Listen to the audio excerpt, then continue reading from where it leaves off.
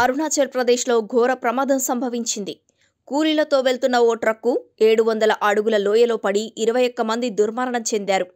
3 రోజుల కిందట జరిగిన ఈ దుర్ఘటన ఆలస్యంగా వెలుగులోకి వచ్చినట్టు అధికారులు గురువారం తెలిపారు.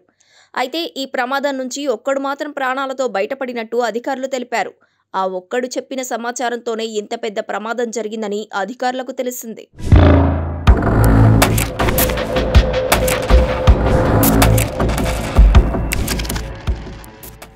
అసోంలోని టినుసుకియా జిల్లాకు చెందిన 22 మంది కూలీలు నిర్మాణ పనుల కోసం డిసెంబర్ 7న అరుణాచల్ ప్రదేశ్లోని చంగ్లాగామ్కు ట్రక్కులో బయలుదేరారు. 3 రోజులు గడిచినా వారు పని ప్రదేశానికి వెళ్లలేదు. పైగా వారు ఎక్కడున్నారో ఆచూకీ కూడా తెలియకపోవడంతో తోటివారు ఆందోళనకు గురయ్యారు. దీంతో వారి సన్నిహితులు హయులియాంగ్ పోలీసులకు సమాచారం ఇచ్చారు. కనిపించకుండా పోయిన కూలీల జాడ తెలుసుకోవడానికి స్థానికుల సాయంతో పోలీసులు సెర్చ్ ఆపరేషన్ చేపట్టారు. ఈ సమయంలో ట్రక్ ప్రమాదంలో బతికిన ఏకైక వ్యక్తి తీవ్ర గాయాలతో లోయ నుంచి పనులు జరుగుతున్న క్యాంపుకు చేరుకున్నాడు. దీంతో కార్మికులు బోర్డర్ రోడ్స్ టాస్క్ ఫోర్స్ అధికారులకు సమాచారం అందించారు. తమ ట్రక్కు లోయలో పడిందని, 21 మంది ప్రమాదానికి గురయ్యారని అతడు చెప్పాడు.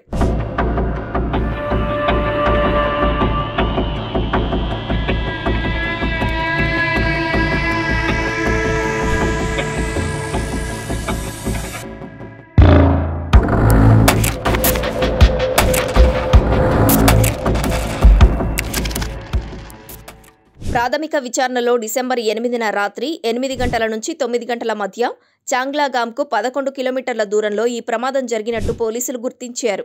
వాహనం బోల్తాపడి లోయలోకి పడిపోయిన ప్రాంతంలో మొబైల్ సేవలు అందుబాటులో లేకపోవడంతో 2 రోజుల పాటు ఈ సమాచారం ఎవరికీ తెలియరాలేదని తెలుస్తోంది.